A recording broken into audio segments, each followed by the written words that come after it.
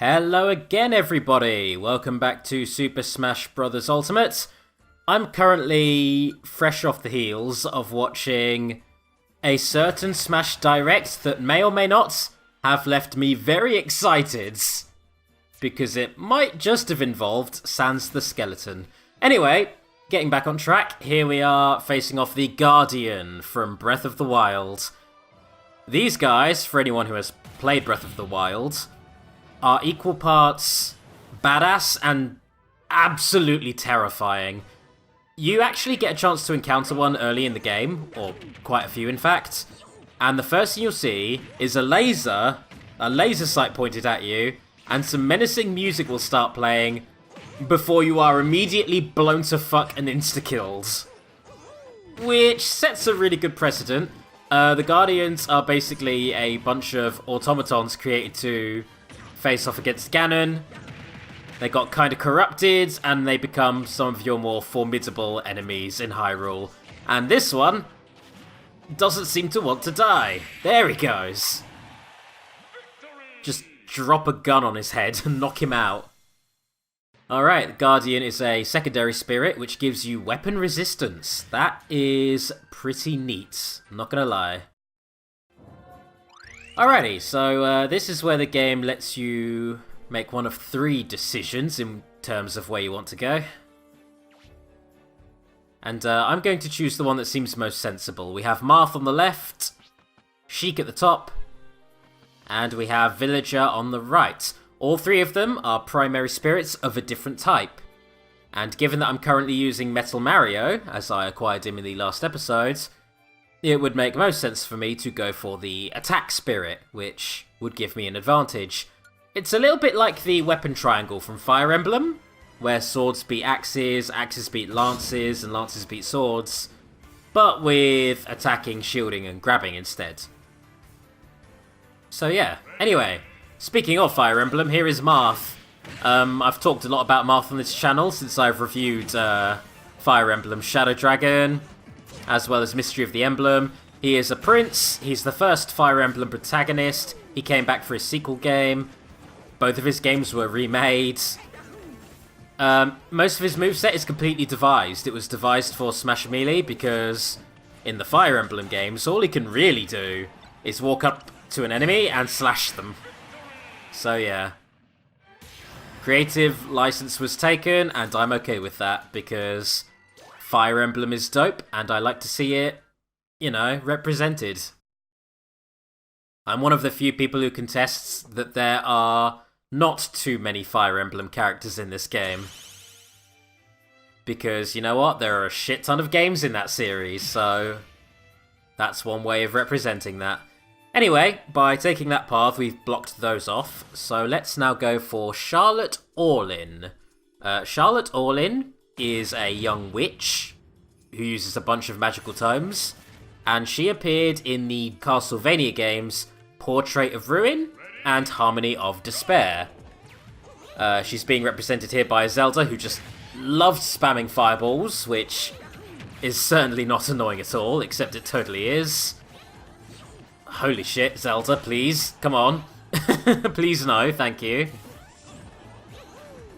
Alrighty, and you'll notice that a Richter has appeared. That is a stand-in for, I believe, Jonathan Morris, a character who is Charlotte's, well, I won't say right-hand man, more so best friends. Closest ally. So, yeah, we've got 2 busters to deal with right now. But as soon as you get rid of one of them, the other one is going to be a lot easier to deal with. And you'll notice all of the goddamn super effective hits I'm landing right now. That is how potent it is when you go into a spirit battle with the correct type of spirit. It arguably makes you twice as powerful as you could be, so yeah. It's a good idea to have a bunch of high-level spirits of all different types, if possible. Anyway, there is Charlotte Orlin, who boosts your magical attack. Makes sense for a witch. And moving on, our next battle is over this way. It is with... Oh, well, not with that gate. Apparently, can't get in there yet. No, we're gonna go and face Don Bongo, the 4th boss from Yoshi's Story for the N64. Honestly, there's not too much to say about Don Bongo. He is a big dang boy. He is a big chunky motherfucker who stomps around a fairly enclosed room and tries to destroy you with his bulk. So, how else do you represent that than with DDD, arguably the bulkiest character in the roster? Also my main. I never really mentioned this before, but DDD is my main. I absolutely wreck shit with DDD. And I know that seems weird for a heavy character who's quite sluggish, but I'm quite good at reading people, and I know DDD's faster moves, and I can pull them out in a pinch. Tell you what, actually, this Don Bongo here has actually kind of got me in a tizzy. This one is not going as well as I hoped it would. You'd think it'd be easy to land hits with the size of this bastard. Come on! Nope! There we go. One more hammer to the face would have killed me there. Whew, alright, that is Don Bongo. Wonderful. So, after that battle, we are going to move straight on, upwards, to Rhine! Rhine from Xenoblade Chronicles. There are so many memes about this guy. He is Shulk's incredibly mouthy right-hand man in that game. He's also a massive tank. He's a big bulky bastard, and he loves taunting enemies with his Cockney accent, because, you know, Xenoblade is the best game ever, and everyone in it has a strong Cockney accent. Rhine especially. Representing him right now is this Ryu, who is actually putting up quite a good fight in spite of the fact that he loves leaving himself open with taunts. Holy shit. This is turning into a proper little sword fight right now. Oh god! And he hits really hard, so... Ooh. I probably should have gone in with a better spirit, but... You know, such is my hubris. Oh god, oh god. Oh, good thing I reflected that Hadouken, and I just need one clean hit. Or I can just throw this at you. That works too. There we are. And that is Rhine. It's not Rhine time anymore. It's Mario time. I don't know what that was. I don't know what I just said there. I'm very tired. Next up is Chespin, a grass starter from Pokemon X and Y, who later goes on to evolve into the very controversial middle form of Chespin, whose name is currently leaving me blank, and eventually Chestnut, who is a boss. What the fuck is the middle Chespin called? I should know this. He's just so hated for being a weird chunky middle evolution that he's left me. I can't... Quilladin! It's fucking Quilladin! That's his name. Yeah, Quilladin. I completely lost track there. So, Chespin is being represented by an Ivysaur, or a squad of Ivysaurs, all of which are spamming their most irritating move. Like, I really want to make use of Mario's Slam Dunk, but it involves going over your opponents. And Ivysaur here, or Chespin here, is not going to let that happen. So instead, I'm just gonna... I'm just gonna get juggled, apparently. I'm gonna find my openings, and I'm going to bap these fools. Because if I clear them out a little bit, there we are, they should be significantly less annoying. Alright, come on! Nope! Ah, that Slam Dunk would have got you as well. If you didn't dodge there, you would have gotten completely bapped into oblivion. Come on, Chespin. Get dead. This is one of the most annoying fights I've had to deal with thus far. Holy shit, there we go. Booted. So that's Chespin for you. Wow, that was irritating. Alright, well, moving on. Our next spirit is Cammy Cooper. Cammy is the old lady equivalent of Kamek from the Yoshi's Island series. And she appeared pretty much exclusively in the Paper Mario games as Bowser's comedic henchman. I would say his foil to an extent, but most of her gimmick was kinda undermining everything Bowser said. So, yeah, thinking about it, she was his foil. She was a really good comic foil to Bowser. And, she went down like a sack of shit there, so not the most powerful, spirit we've encountered thus far. That'll come shortly.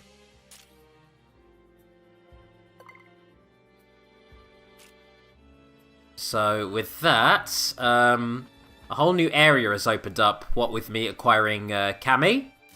Apparently an area that requires magic, so on my way over there we run into Charge and Chuck from Super Mario World. He loves his dash attacks, which, yeah, that makes sense, since all that Charge and Chuck actually did in that game, when not throwing footballs, was just charge at you. I remember as well that, you know, what with Super Mario World being my first real Mario game, that it took 2 jumps off of his head, 2 sturdy bonks on the head to kill him. These charging chucks are going to take a little more than that. Maybe a couple of kicks to the face, maybe the odd smash attack. Not quite a bonk. Also, what am I saying? 2 jumps to the head? You actually had to jump on him quite a few times to deal with him. It's the little T-Rexes. Those are the ones that you had to jump on twice. Oh, hello. So, anyone wondering what just happened there? He went to finish me off with a banana gun, and I reflected it with my Super Mario World cape. Kinda the perfect way of defeating Charging Chuck, because Charging Chuck was super weak to the cape. That totally wasn't planned, by the way. It just so happened to happen. Alright, so here the game goes on about the fact that if you go into a battle with a weaker spirit, you actually get better prizes, but then those prizes will be used to power up your spirit, and then they won't be weak anymore, so yeah, I don't bother with that nonsense. I just use good spirits, because why wouldn't I? Anyway, here is Farfetch'd, another Pokemon from Generation 1. Farfetch'd, more so than Magikarp, is a straight-up joke Pokemon. He is comically bad, and his whole gimmick is that he is bad.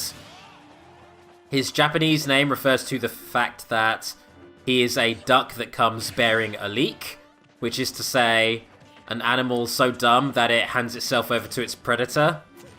And even its English name is Farfetch'd, so yeah, I wasn't going to lose that battle, no matter what. I refused to lose to a Farfetch'd, regardless of context. When you get the Farfetch'd, it allows you to use the lipstick, as that Falco was, by the by, which is reminiscent of Farfetch'd's stick. That is really hard to say. Anyway, blocked paths. You need certain spirits to get to certain areas. I do not have a spirit who knows how to use a boat. But I do have a spirit who can interact with that mushroom over there, so I'll be doing that as soon as I get past Brittany. The first spirit, who I've had real trouble defeating. This took me a couple of takes. Brittany is one of the 3 playable heroes of Pikmin 3. She is a capable commander of Pikmin, quite a devoted explorer, and also quite a glutton. So, to represent her gluttonousness, her gluttony, that's the word I'm looking for, food will occasionally spawn into this battle, and if she eats it, she gets really goddamn powerful. Like, unfortunately powerful. And this fight is already tough enough. She's already pretty goddamn beefy, so yeah, this is genuinely quite a hard fight. Especially because Olimar and Alf, the 2 Pikmin characters in Smash Bros, are technically broken when it comes to spirits. for some reason, and I don't think it has been patched yet, Pikmin get way more of a buff from spirits than they're supposed to. So, fuck. Yeah, they're kind of OP. Well, doesn't matter, because I have Fireball! That did fucking dick. Mario's final smash is terrible. Ugh, it's so situationally good. And that situation is very rare. The Slam Dunk, on the other hand, is always very good. Thank you, Slam Dunk. I arguably didn't deserve that win, but I took it anyway. Why not? Level 80, Metal Mario. Lovely. Okay, back up here, we have a treasure chest with a bunch of skill spheres. Because I just cannot escape sphere grids no matter what I do. I'm doomed to play video games with sphere grids in them. Let's take a look at this. We kind of ignored this before. It allows you to acquire a bunch of very OP skills while you're in this campaign mode. The best one being double final smash. That's what I'm working towards. I'm just making a beeline for that one. Using 2 final smashes in one battle is already absurd. Getting 2 consecutively, you know, holy shit. Mushroom time. And that reveals Olimar, and also Alf, who shares the same character slot. The Pikmin representative. After that fight with Brittany, this is going to be easy as hell, because this is nowhere near as hard as Brittany was. So, Pikmin. Very interesting game. Started out on the GameCube, and then sequels came out for the Wii and Wii U. So, basically, it's about a little alien man who, canonically, is like an inch tall. Basically exploring a vast alien world with a bunch of little Pikmin, which are weird little animal-vegetable hybrids. The whole gimmick of the game is that you could command a huge army of Pikmin and have them do your bidding, and they were very sadly expendable. I didn't expect Olimar to die that quickly, holy crap. I had more to say about Pikmin. To give a little more explanation, back when the GameCube was first coming out, there was a trailer for something called Super Mario 128, and it was a tech demo of a shit ton of Marios all working independently. Pikmin was built based on that tech demo. Hence why Olimar is not that far off the name Mario. Anyway, getting caught up, here is Samus with her gravity suit, which is one of her more powerful suits that appears in most, if not all, of the Metroid games, and allows her to ignore the effects of gravity. So yeah. And that right there, what you just saw, is called hubris. That was hubris. This is how we slam dunk. This is how we do. Yeah, your gravity suit didn't save you that time, did it? No one can save you from the slam dunk, Samus. Or anyone, for that matter. Alright, next up we have Charlie. The other major protagonist from Pikmin 3, along with Alf and Brittany. Charlie's an interesting character. He is a retired space ranger who goes on to become an explorer and a Pikmin commander. And as a character, for some reason he was really different depending on whether you saw him in the Japanese version of Pikmin 3 or the Western version. In the Japanese version, he was really honest and genuine and had a massive crush on Brittany. And in the West, they spun it round by having him be really narcissistic and egotistical. I'm not quite sure why. Apparently it's because Nintendo felt that putting romance into their children's game wouldn't be as well received in the West. Apparently we're a bunch of prudes, so yeah. I, for one, endorse the shipping of my weird little alien people and their vegetable minions. Ship them all day. Speaking of ship, Speaking of ship... Oh, damn it! Oh, it would have been really great if I could kick him into that crash-landing ship to kill him. Ah. You'd think that with these being post-commentary that I'd plan for things, but I really don't. Oh well, that was our first Master Spirit. So, Master Spirits are very interesting. They're not primary or secondaries, they're not spirits that actually join you. They unlock features in the game. Charlie in particular allows you to unlock the caves, where you can send in a bunch of spirits, and after 6 real-life hours, they will come back with a bunch of randomly generated items and spirits for you. So yeah, kind of like a live service, even though this isn't a live service, there are dailies in this game, and cool thing about them, they're optional. To my knowledge, I don't think there are many spirits, if any, that are exclusive to these explorations, so yeah, I'm going to send all these guys off. I don't intend to use them anytime soon. There we go.